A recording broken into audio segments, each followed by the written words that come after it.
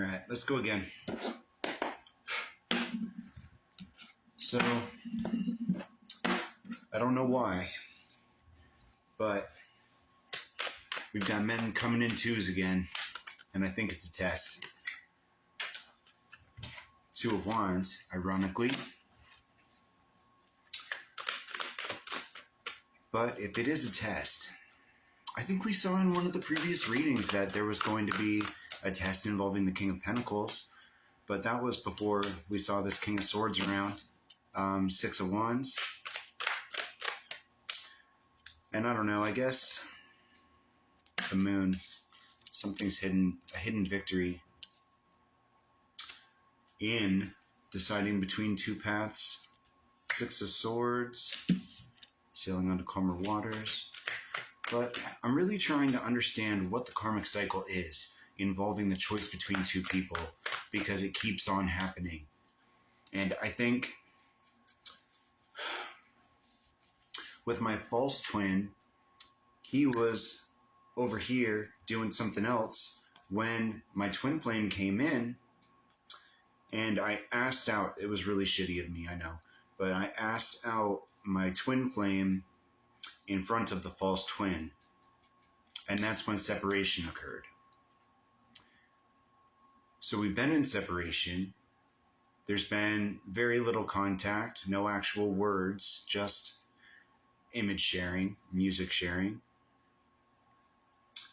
But now these other two masculines pop up as soon as I let go of my twin flame. I don't know. And this decision in love that's coming, I feel like even if I were to quit my twin flame forever over and leave him off on his healing journey over there, I feel like I would wind up with that same choice repeated with two different people. And I need to understand why. Like, I get that it was shitty of me to ask somebody out in front of somebody else, even though they both acted like they didn't care about me. They treated me the same way, which is, I guess, another part of the cycle. Chariot. The breadcrumbing, the narcissism, the lack of communication, and then the retaliation. When I finally walk away, they both retaliated against me, or attempted to. Page of Cups.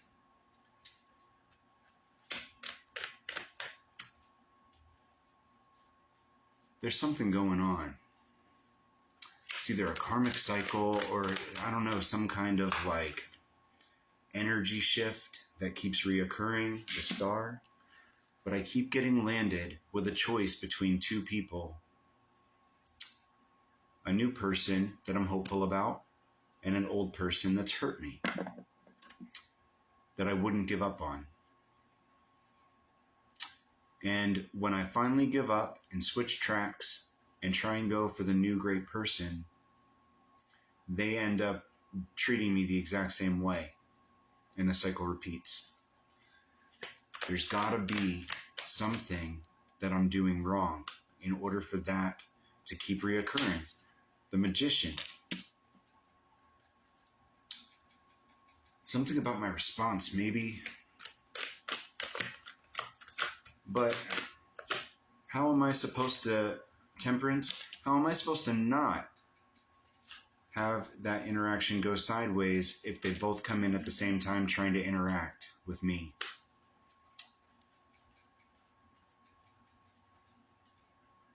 King of Pentacles, Seven of Swords, Knight of Cups, Two of Cups. I think this choice is going to make us arrive back at the beginning of this entire situation. But instead of my false twin, who was the previous person that hurt me and I was walking away from them, I think it'll be my twin now. And he will be in the position of return as I'm interacting with this new person that looks really appealing.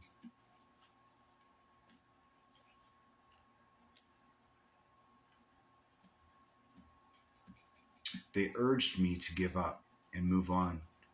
Well, no, they didn't tell me that, actually. They just numbed me out and basically indicated that's what you should do. they've only told me not to give up on the twin.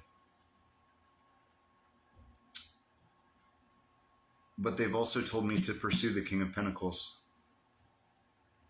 And I'm not worried about any kind of situation here. I'm not mentally drained at all.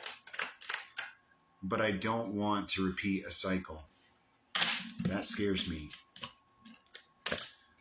Two of Pentacles and the Ten of Wands. It feels like this energy is going to follow me around until I figure it out. And it's going to keep expressing itself in the form of having to choose between two people.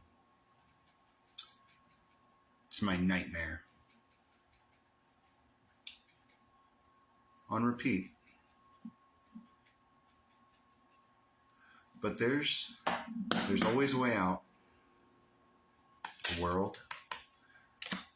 It's like the other. It's like my tenacity. In order to resolve that problem, I had to find the cycle that was underlying all of the bigger cycles. I have to go a level down and figure out what the real issue is here. Because it's not worthiness. It's not ability to commit. It's not knowing what I want, because, that wasn't a problem for us. It's not following my intuition. It's not uncovering deception. It's not learning to trust. So what is it? Eight of Wands. Communication. I don't think it's rejection. I don't think it's how we handle rejection, because we're very graceful about it when it happens. And I don't think that we're too harsh when we reject others. But we do know that both times this has happened, we professed our feelings, were met with some kind of resistance, kept on pursuing the situations because empathically we knew that they were not being honest about their feelings. And we're tolerated, but not reciprocated. And then when we walk away, it turns ugly. When we finally say no more, that is when they lash out. That's when they get angry. Because something about their worth gets triggered, I guess. But if they don't want us in the first place, but they're willing to hurt us when we leave,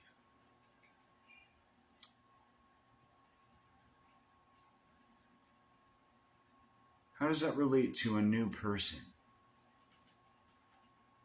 Okay, that's got to be it. It's got to be about us trying to move on in a public, visible way, because that does hurt the person, the narcissist. It's an ego wound that does damage. Because we're not just moving on and minding our business. We know he's watching.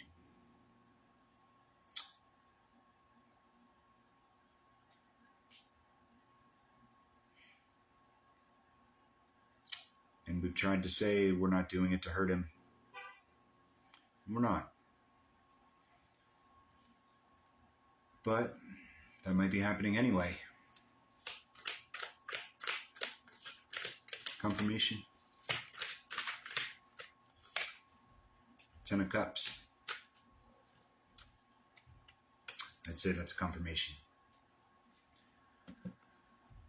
So if we do this, move on, talking about our other masculines on TikTok, knowing he's watching and that it hurts him, even though he's not treating us right now, and he's not talking to us, we're still doing the wrong thing.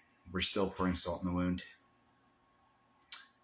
Maybe I should rethink this. Thanks for watching.